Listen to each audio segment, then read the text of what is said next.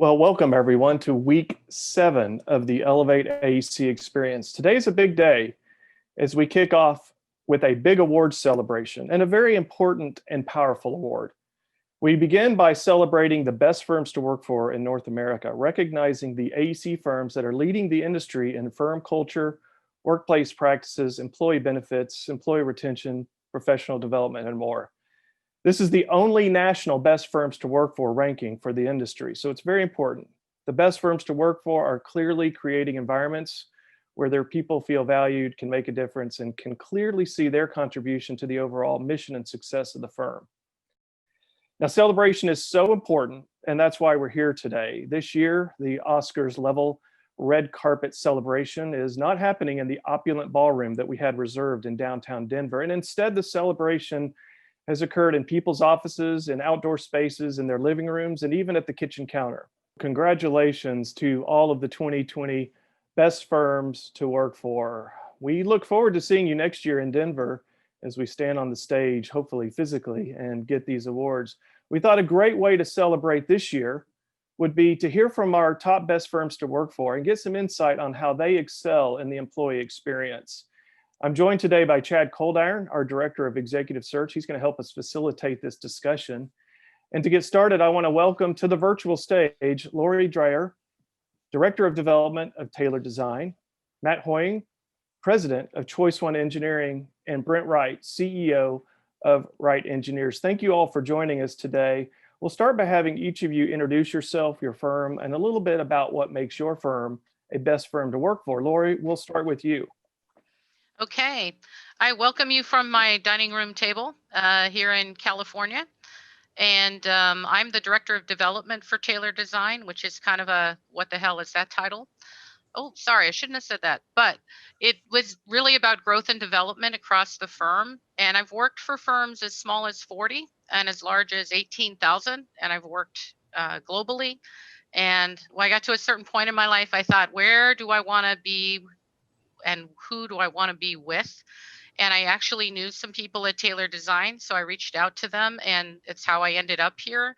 It has problems like every firm does. We have, conflicts and things we have to get around, just like everybody does. But I really appreciated the humanistic way that they approach architecture, the way they approach partnering with clients. We're largely healthcare, science and technology, some senior living. So it's really about the way we approach our clients, and that comes inside as well. And balancing structure without having too much to crush the creative spirit. These are architects. And enough flexibility to keep moving and adapt and change. So it had great DNA. Founded in 79. We now have 85 offices, but at the beginning of 2020, we had 5. So we've adapted through time. Linda Taylor started our firm 40 years ago, and now we're on our 3rd leadership transition, and just really, really committed to caring about clients and caring about each other. I think being an ESOP helps a lot. I know Zweig has done presentations on that, but really trying, and it's a tough job, but it's an important job, to make people feel like employee owners and that their voice matters. So when any firm participates in the Zweig testing, as I'll call it, we learn, right? And we learn how our people feel, and we learn how we can be better. And then if we adapt, people know we're listening, and we create an ability to evolve ourselves to a better place. And I think that's part of the specialness of our firm, and what makes me really love it. People are not quiet, but they are passionate about doing great work and about loving each other and helping our clients. Outstanding. Great introduction. Thank you so much, Lori. Matt. Hello, my name is Matt Hoying. I am the 2nd generation president of Choice One Engineering. We're a 57-person civil engineering, surveying, and landscape architecture firm in Ohio with 2 offices. Our firm's been around since 1994, and we were founded on the principle that there was more to engineering and surveying than just the actual service. Relationships have been important at Choice One since day one, and that's part of what continues to be our fiber that holds us together today. One of the things that really is important to us is clarity around our purpose as an organization. Our purpose, vision, and mission, none of those three statements have anything to do with engineering, surveying, or landscape architecture. We believe it's what goes beyond the actual service that we provide that is important to not only our employees, but our clients, and helps develop those relationships into long-term, lasting, lifetime kind of affecting relationships. And that's what's really been core to us. And we've kept that at the center of what we do. We're very clear about it. All of the decisions that get made at Choice One run through that filter of our purpose, vision, and mission. And that's helped us maintain and be a best firm to work for. Fantastic. Thanks so much, Matt. Brent, welcome.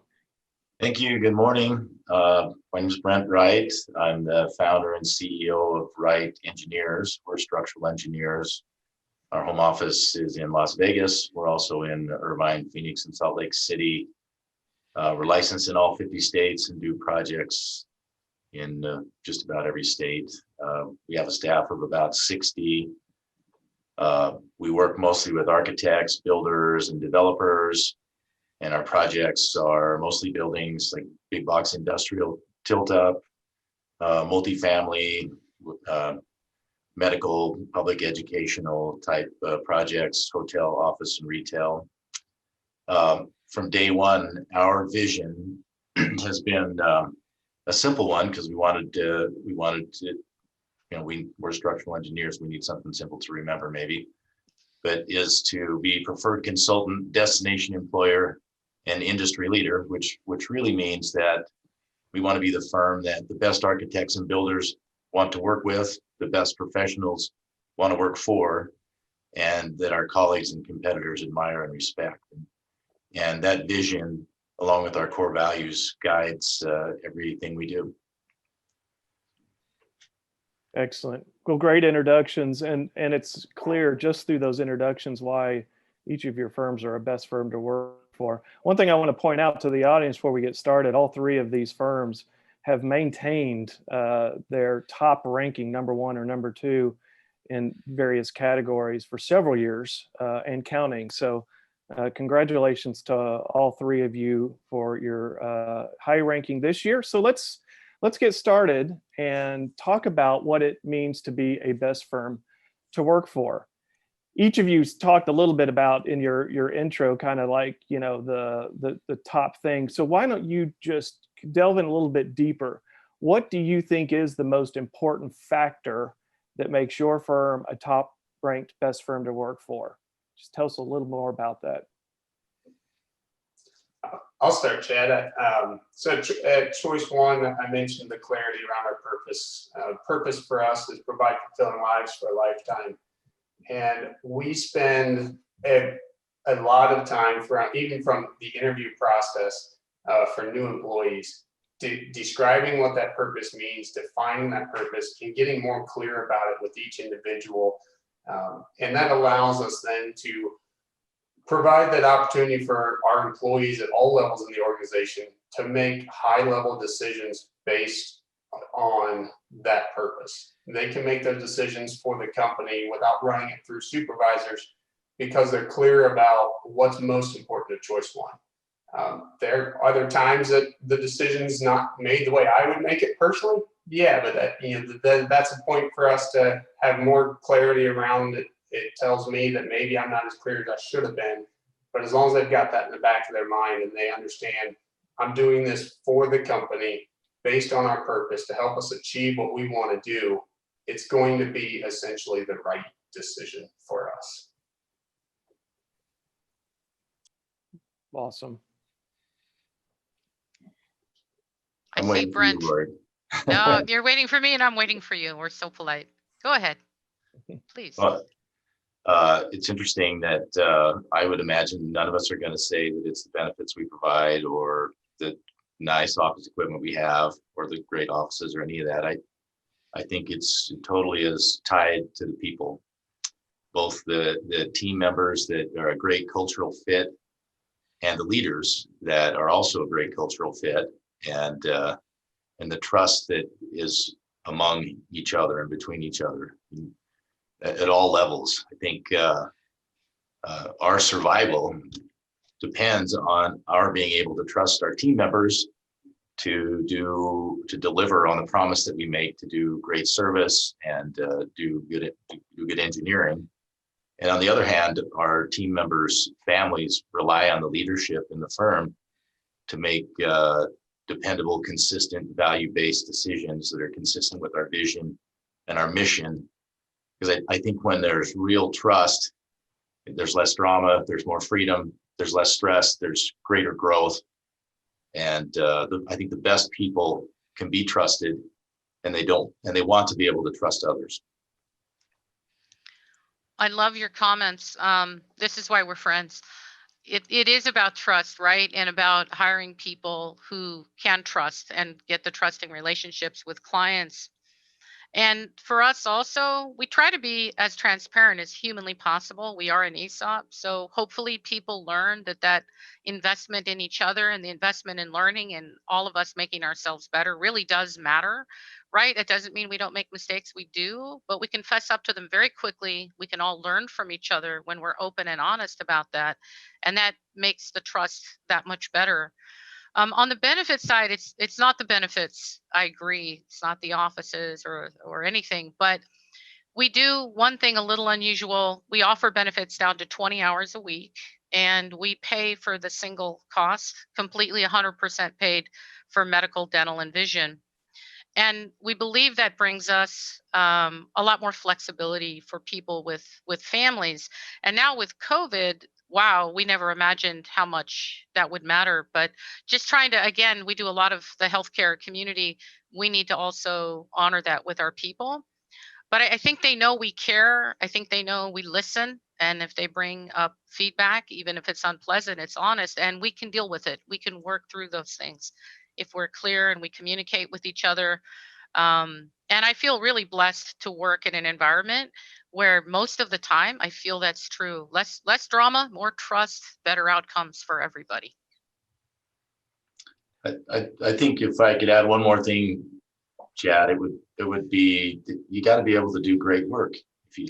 If you do good work, you're going to be more profitable. If you're more profitable, then you can provide the pay and the benefits and the perks and all the things that are needed to be a firm where great people are going to want to work.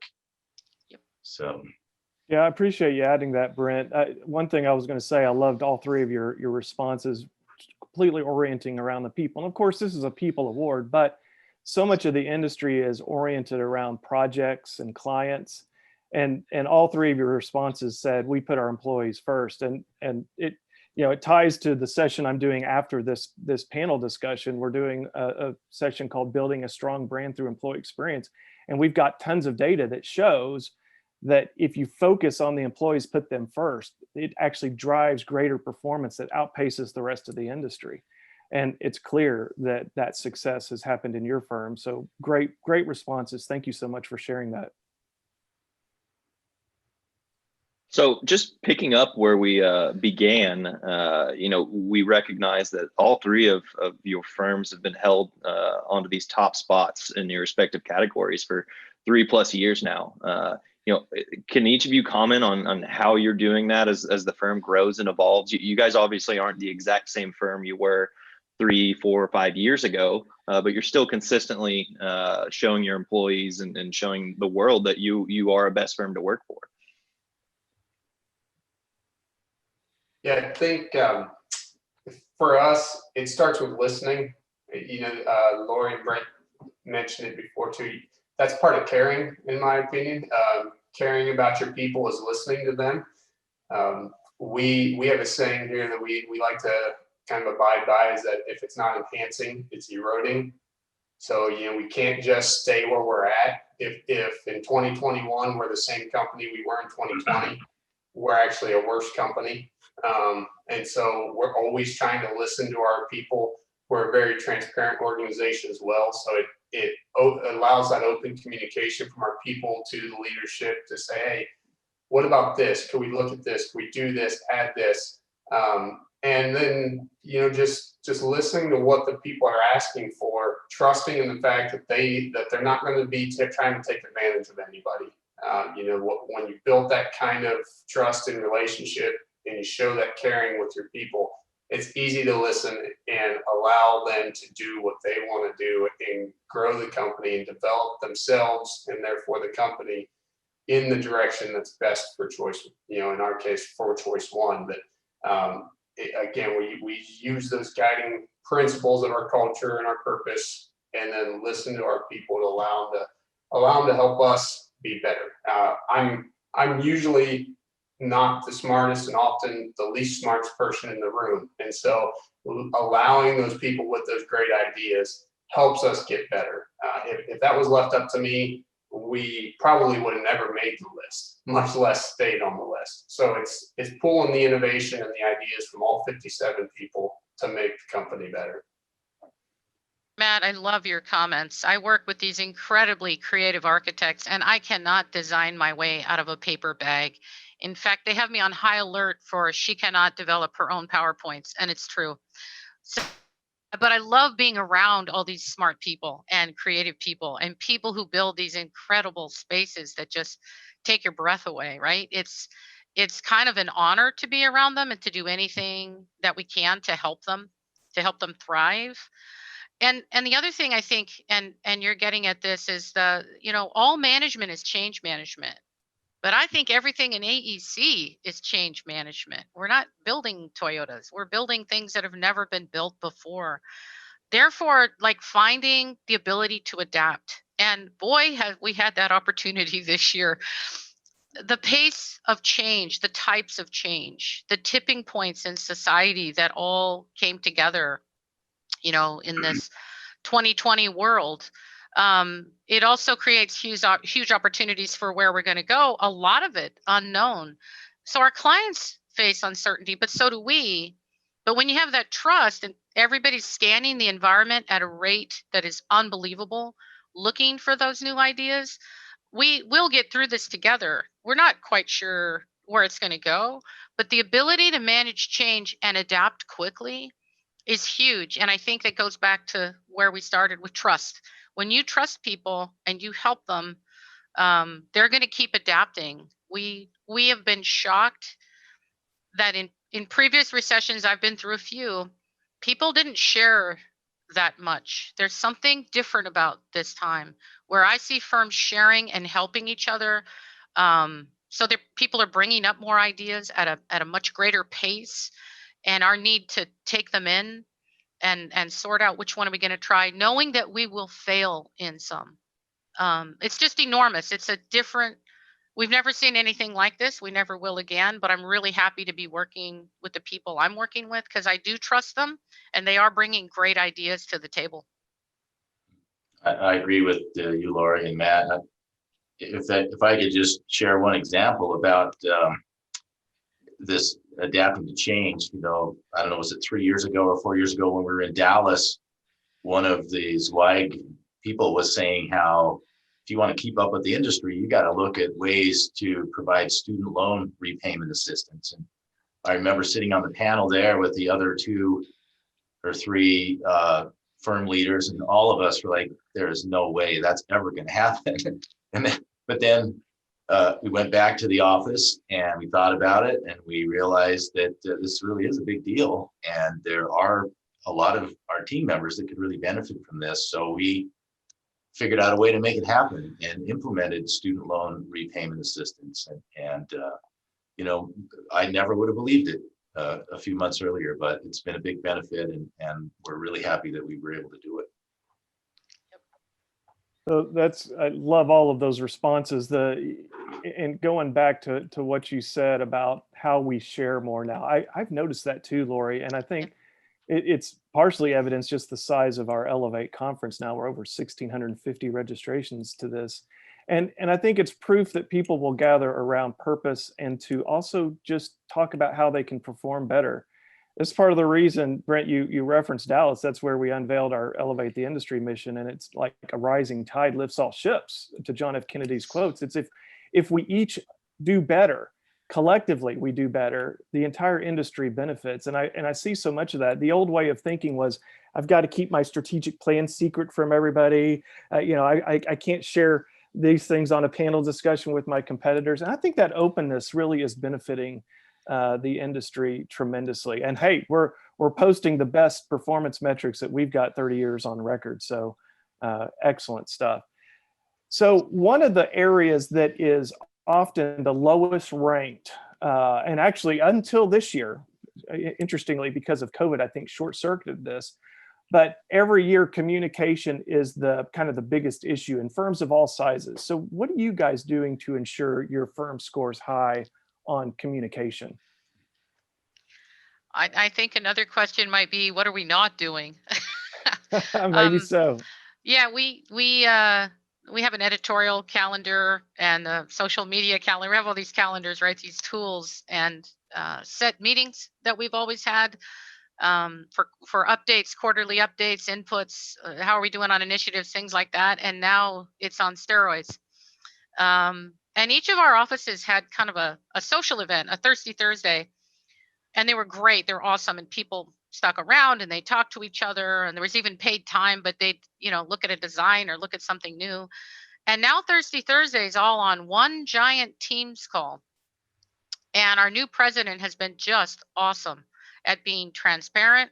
At I don't know all the answers, but here's what we're facing. Here's what we're doing. Just like a constant stream of calm, consistent, stable, moving forward communication.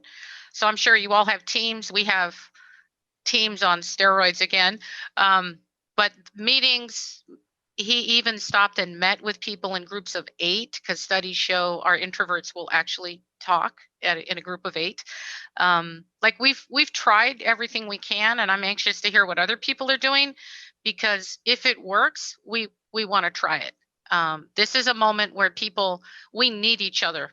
We really need each other. And I cannot take care of your 3-year-old toddler. We can't, but we can flex hours. We can reach out to you. We can provide LinkedIn learning. There are things we can do. And I love Brent's comments. Like, we have to reimagine what we can do, right? You think you can't do something and you go back and look at it. COVID's thrown open all kinds of doors for us to think about. So we're trying just about everything. And even then, you'll miss some people. I do have a background in HR. Doesn't matter if you tell people or express it in multiple medias. You still miss a few people. It's okay. They'll catch up. I think in the absence of facts, people will invent their own. And so we want to make sure that the right facts and information gets out to our people. We share key performance metrics with everybody, our financial performance, our goals. We've developed our own proprietary homegrown intranet-based database, where every project manager has everything they need right there at their fingertips, but it's also the place where people can go to get information and news about the company. We share information on birthdays, what we call legendary performances. When we get positive feedback from clients, we share that and give kudos to our team members. Anniversaries, new baby births. We have a thing called Where's Right, where people take pictures of themselves wearing some of our paraphernalia, and we share all that in one localized place we call ArchNet. And I think communication is definitely key, especially when we have so many of our team members who are working remotely. It's a way to be tied together. Yeah, I would love what you guys said, Brent and Lori. I think, for us, it comes down to being intentional about what's important.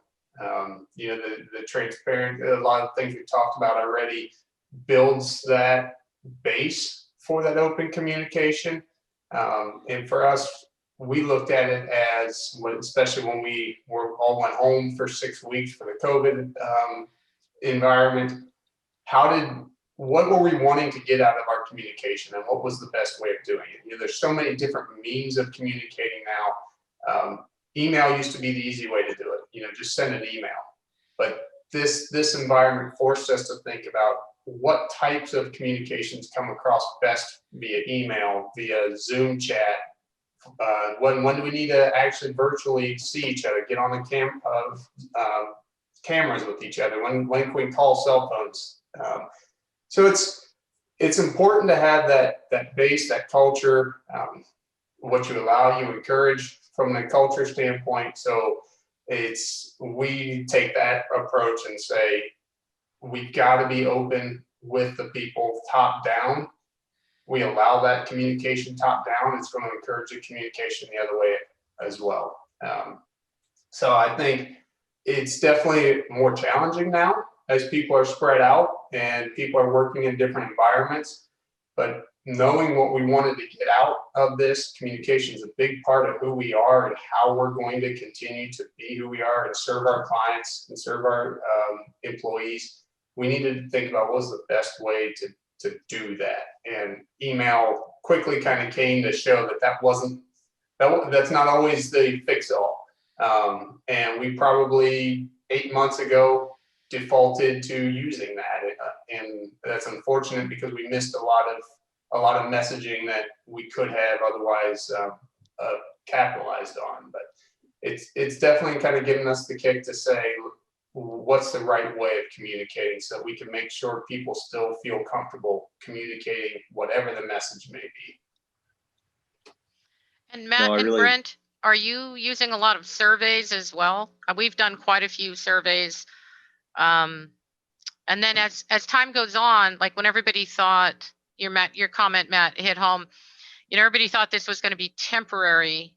There was one attitude, hey, I can do this. But then all of a sudden, as things go on, the surveys evolve, people's ability to adapt maybe changes or their needs change. So I'm just curious because I see a lot of people and a lot of firms surveying. I also worry about survey burnout, but I'm just curious if you guys have used employee surveys.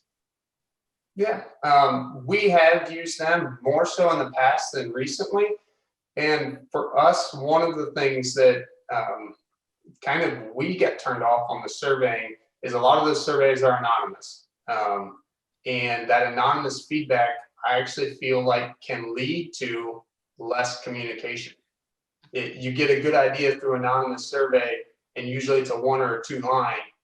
And now you don't know who to go back to ask, hey, expand on that further. And so when our employees were expecting those surveys, they would hold their communication until the survey would come and then submit their ideas, if you will, anonymously, and then we would never be able to progress those forward. So we do still survey occasionally, but we really try to pull that back and just create that open environment where, hey, if someone has an idea, let's just throw it out down the table and get us all working on it. I think we're in the same boat. We've done some surveys, but I think the best feedback for us is monthly one-to-ones with the mentors, regular meetings with the team. We have anonymous feedback that people can send on our intranet site. Some of our offices have daily huddles every morning just to get the day started. So I think we're getting maybe a little more real-time feedback to be able to adjust quickly. Okay. Well, just speaking more about the needs or styles communication, just what are our people doing? What are you guys doing to approach training and development? It's been one of the most requested benefits from our employee surveys, best firms to work for surveys. So are you guys doing anything different that you have in the past this year as far as training and development now that things are a little bit more spread out? Has there been a pivot to online learning, or can you guys just go into that? I think we've always focused on training. Maybe it's a little different now where people are remote. We're using Teams or Zoom or whatever makes the most sense. It's funny that it's looked at as a benefit because I guess it is a benefit because it provides career advancement and enhancement, but it's also critical for the company. It's critical for us that our people are well trained and they get everything they need to be excellent at what they do. One of the things that has really been effective for us is formal mentoring and one-to-ones where each team member has a mentor that they meet with at least once a month. we call it career coaching, where they can discuss their goals and their progress and where they want to go, where they are now, what they need to do to get to where they want to be. And that's, and then in addition, of course, we have, like I'm sure you do, regular lunch and learn training and other training like that. We have, similar to Brent, it's always been something we've encouraged and tried to get people to participate in training and development. The great point of it's kind of a necessity of the business. And so to see it as a benefit is kind of, I guess, yeah, it could be. But also, if we don't do it, there won't be any benefits to have. So especially this year, as a lot of the conferences, seminars, places that we normally would be have went virtual, we have tried to bring as many things additionally in-house as we can, and work in small teams. Obviously, we abide by all of the COVID regulations and separation and those things, but we're trying to get our younger engineers, designers, especially out in the field more, spending time with the contractor, understanding how what we're putting on paper is actually being built so that we can be better at the design. We view those contractors as our clients just as much as the owner actually who's paying our bills. So we've, our part of our culture is opportunity through learning is one of our core values. So we're really big on that continuous learning environment. We spend quite a bit of time sending podcasts back and forth to each other, books that we may have read or listened to, and some of them revolve around engineering surveying. Some of them are homebrewing. If our people are growing and developing, whether it's a hobby or a personal skill or a professional skill, they're going to be better people. They're going to be better. We're just trying to nourish that interest in them to want to keep learning. And so it's been different, certainly. We kind of used to rely on, there'd be certain conferences and you could go and get all your PDHs in 2 or 3 days. Those have gone by the wayside for the most part. So now it's how do we find those virtual learning environments that are going to be effective, and then how do we take that knowledge that 1 or 2 of us may have had in the past, and now we're putting more focus on bringing it back and sharing it with the rest of the team. Well, I love your comments.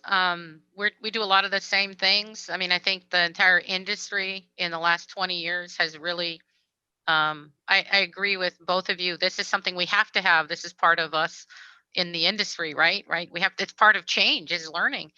But I see more and more attention being paid to it. And I'm personally very pleased. So I think we're doing a lot of the same things. We have a Taylor University. We record those so people can go back and listen to things. We do a lot of quick videos on how to do your time card, a lot of tactile learning things.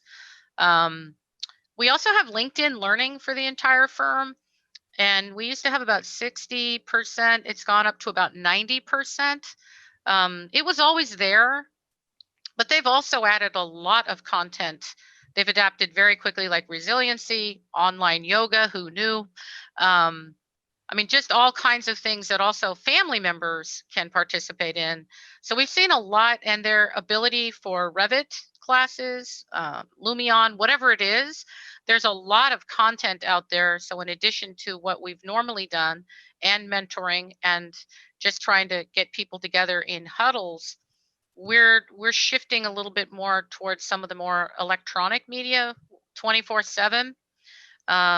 We have a fair number of parents in our firm, and they're just overwhelmed with running school during the day, but they're catching up at night. Now, I worry about burnout, and I worry about them taking on too much. I worry about a lot of this still traditionally falls to the mom, and I worry about them feeling like they're backsliding. But again, unlike the last recession, the single people in our firm are not complaining about it. In fact, they're trying to ask how they can help. So there's not, I think some of the fear and the worry is self-inflicted from past times and just feeling overwhelmed. So LinkedIn Learning has a class for how to deal with feeling overwhelmed. when you have a 15-year-old corgi, which is my situation, you can't possibly know what it's like to have 3 toddlers running around while you're trying to work. The other nice weird thing about COVID though is our clients are in the same position. I mean, a lot of the people we're dealing with, we're all working sometimes in the office, sometimes at home, sometimes carefully and with a mask on at the site because we're still doing CA. But again, that adaptation is really important. And we've also had homeroom. We've given new employees a dance card, go meet everybody, because we can't have you walk through the office anymore and meet everybody because they're not all there, right? So we're trying some new things. And again, all these ideas, they're coming from our staff people. Their ideas, their things they've heard from their friends or other firms. All these ideas are coming from within the company, and then we're just trying to use them and adapt to them to see if we can keep expanding whatever media people need to continue on their learning path. And sometimes the learning path is self-care and then engineering and architecture, right? It's got to take care of you and your family, then you can do the other parts. And that's kind of a new balancing act. We've always cared, but I think we need to care more now. So Yeah, I agree. I think we really have got to look at training and development. It's bigger than just teaching people new skills. It's about exactly. communicating expectations to them, who we are, what makes us unique, what we expect from them. And so that kind of goes to my next question. And Matt, you said this earlier. I just wanted to emphasize something you said about how communicating the vision, mission, and purpose over and over and over is so important. And that can happen through training and development, but it happens through a lot of different ways.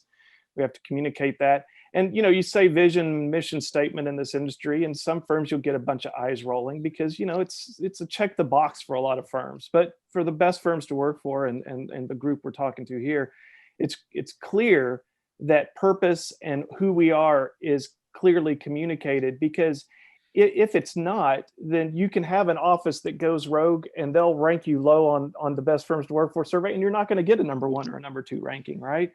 And so my next question is, how do you reinforce, build, and make sure you foster kind of a one firm, one culture mindset? And especially as you grow, and if you're in different geographic locations, how do you keep that tight in your firm? That's a great question, Chad. And honestly, one of the reasons that we didn't have a second office, we weren't in growth mode for a long time as a company, because we were afraid of losing that. And so through some outside board of advisors help, we kind of were able to work through that and understand some of the things that led to that and what not to do. So some of the things we do, one, we have an employee who's in charge of an initiative that we call One. Our name's Choice One, so it's kind of a play on the name, but the idea there is that everything between both offices is the same. Communication is the same, and it's easy to communicate. And if the company's buying lunch in one office, the company's buying lunch in the other office. We spend a lot of time and honestly money making sure that there isn't one office that feels like they're secluded or they're not included in things. Pre-COVID, we used to once a month bring the offices together for a monthly company meeting. It was a highly unproductive day, because when you get those people together, hey, I haven't seen you for 2 or 3 weeks, let's talk all day. But for us, that is production. When you're trying to drive culture and using your culture to grow, that is production. It's maybe not billable, but it's production towards the vision and the direction of the company.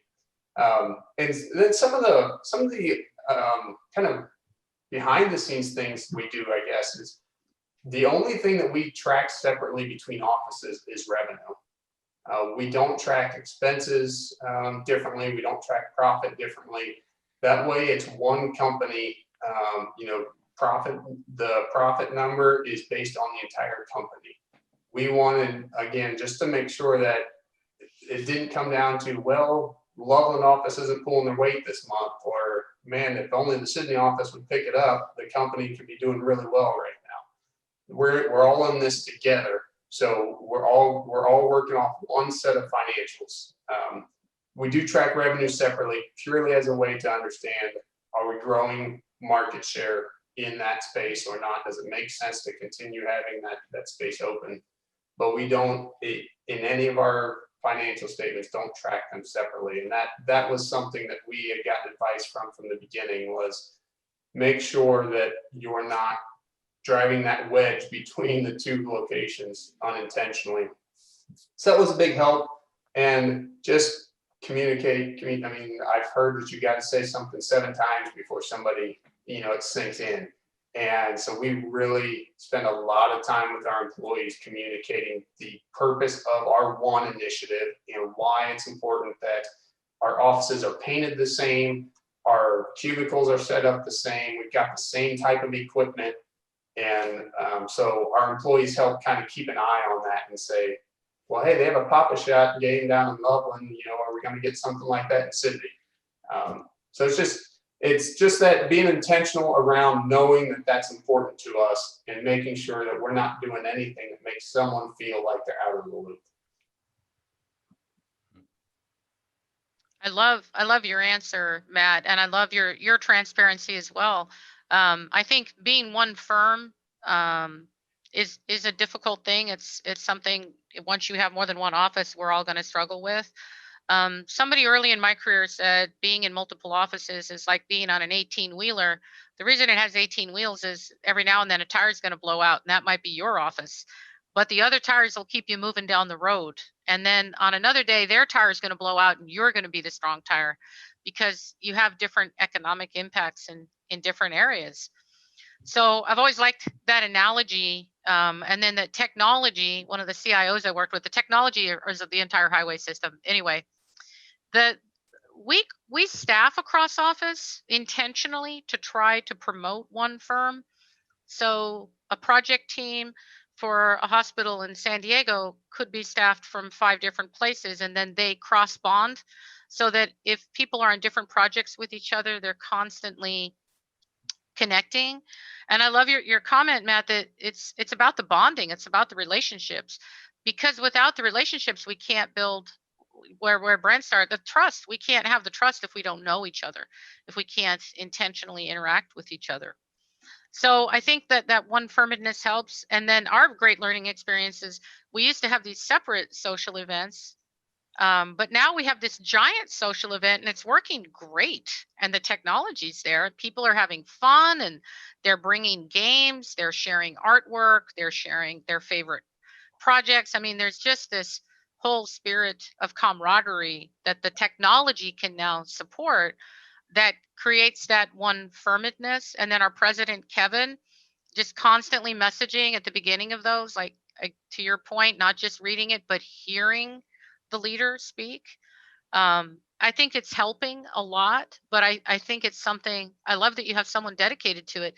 It's not something that goes away. It's something we have to constantly reinforce. We are one, and we are better together than we are as separate little pieces. I would say keeping our culture consistent in all our offices is very important to us. One of the benefits that we've been able to have is that we promote from within, and so every one of the people running one of our offices has been with us a long time, is exemplary in our values and bought into our vision, and someone who really is exemplary in our culture. And that's been huge for us. We have monthly mini training and quarterly all hands meetings where part of what we'll do, in addition to sharing information and celebrating and socializing, is we may have some training from what we call our culture and policy manual. It's not a policy manual, it's a culture and policy manual. We do have some policies in there to keep the lawyers happy, but most of it is about our culture and how, if you work at Wright Engineers, how we expect things to go, and everybody is aware of it, is bought into it, and I think that really goes a long way into making sure that we have consistent culture. And then the leadership team makes sure that every decision that's made is consistent with our vision and with our core values. So leading by example. Great. Thank you. And we've got a question in the Q&A. What we'll do is we'll transition. We've got 10 minutes left. Of course, I'm going to drop off here and prep for our next session. Chad will facilitate the discussion from here. And Chad, go ahead and take this question that's in there. Again, thank you all for joining, and really appreciate the insight you're sharing with the Elevate AEC audience today. Thank you for the opportunity. You bet. Thank you. All right. Well, with me at the helm here, we've got about 3 questions left in 9 minutes. That's not enough time. So what I want to do is kind of address all 3 of them in one. And I do believe they all roll up into one of the final questions that we had. You know, what do you think a best firm to work for looks like in the future, especially in regards to flexibility, you know, more remote workforce? You know, how is COVID going to continue to affect your work style even after, you know, this pandemic is over? And then, you know, how do you keep everybody connected? If you, like you said, Laura, you have 85 offices now. And one of the Q&A questions was, hey, we have about 80 plus employees across these offices. How do we keep people connected going into the future, even without the pandemic? I think it falls back to something I think Lori said early on, is it's caring about the people. It's understanding that everybody is in a different situation. You know, she brought up some examples. It's impossible for me to understand where any of our 57 people are. As well as I may know them, they go home and they've got, you know, their family life or their personal life, and COVID has affected that too. They can't get away from COVID any more than any of the rest of us can. And so it's listening to them and being willing to individualize. We used to be a bigger on consistency. Everybody's doing the same thing, working the same hours, you know, everyone's at the office kind of thing. And now it's understanding that that's just, you know, if we're going to care for those people, that's not going to work for everybody. We've got someone right now who's working literally second shift hours. That's not something we've ever done before, but that allows him and his wife to work out the daycare situation at home. So everybody's going to be in a different situation, and understanding that if you want this to work moving forward, we're going to have to be agile and willing to learn new ways of doing things, and willing to say yes as an individual. You might be one of 57 people, but I care just as much about you as I do the other 57. So let's find a way to make this work for you. And it will also, you know, we got to make sure it also works for the other 57 as well. But I believe that in most cases, there's at least some way to work with everybody there. And like I said, being flexible and agile, willing to learn new ways of doing things. And we're certainly doing things a lot differently in November than what we were in the beginning of March, and probably have progressed more in these 8 months than we have in the last 8 years in some of those aspects. Matt, I love your answer. We're looking at the happy hybrid as the future model, because McKinsey and other people who studied these things said we were already heading for people wanting a better balance of work from home and work from office. Work from office, I want to see people, I want to have the hearth, I want to have community, I want to learn, I want to gather, because it's the social anthropology of being human, right? But I think in the future, we're going to have people who, and you know, survey after survey comes out, some people, by virtue of what they do, will be tethered to an office. But we have a lot of people who are loving working from home, working remotely, doing heads down work. And then finding that balance point across those 5 days will be difficult. It'll be interesting, but I think it's doable. We've already had 2 employees who want to relocate. Their lives will be better. And we're going to say, yep, go ahead and do it. They're going to fly back when they need to on their own dime. but with the cost of real estate in the Bay Area, it makes sense for them to want to move somewhere else where they might actually be able to afford to buy a home, right?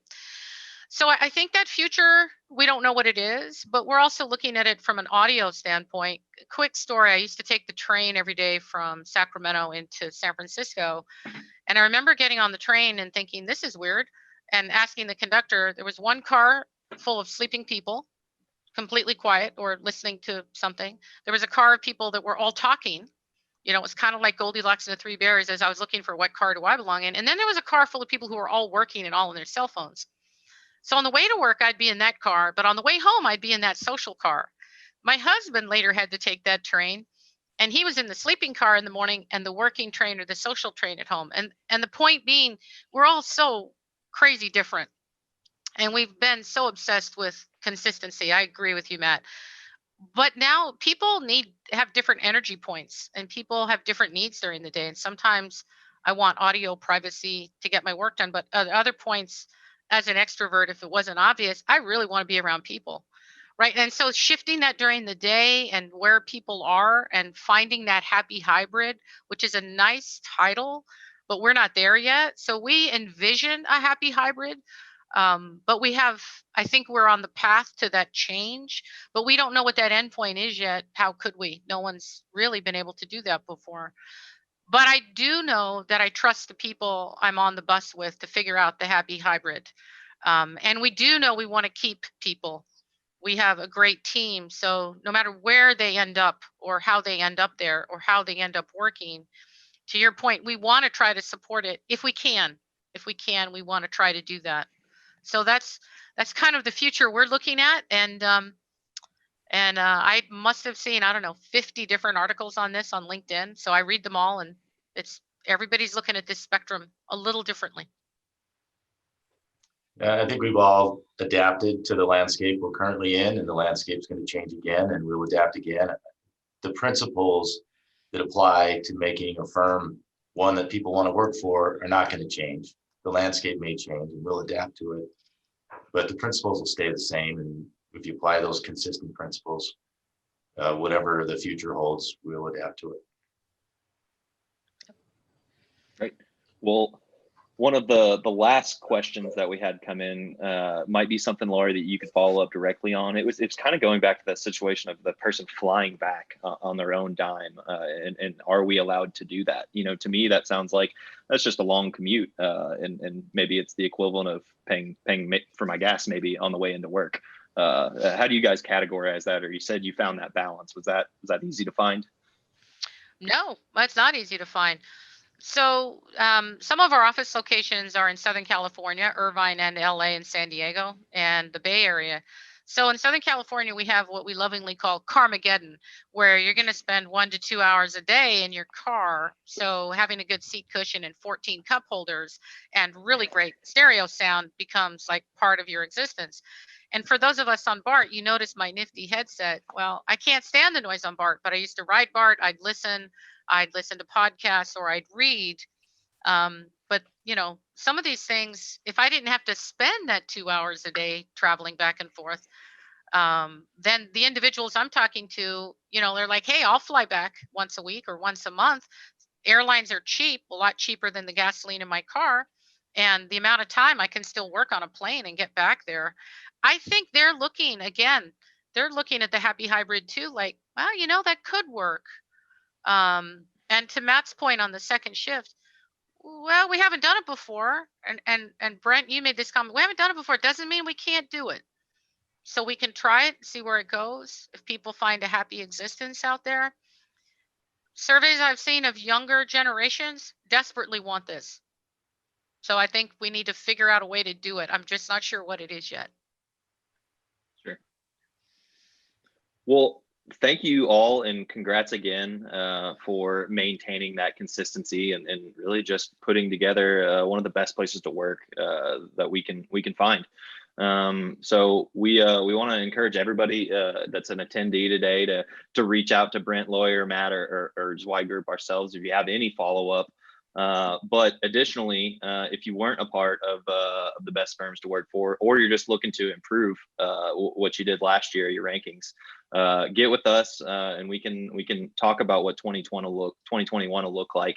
Like Chad said, we should be back in Denver at that point, in a ballroom together, in a different atmosphere, but it's still good to be able to celebrate this way. And I just want to say congrats to all the firms that are listening out there, and especially to you guys.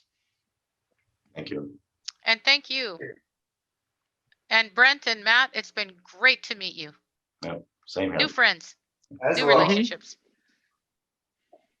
Well, thank you again, everyone. And if you can, hop over to building a strong brand through the AEC employee experience. It should be starting here about 60 seconds ago. Oh my goodness. All right. Thanks, Chad. Thank you. Bye-bye.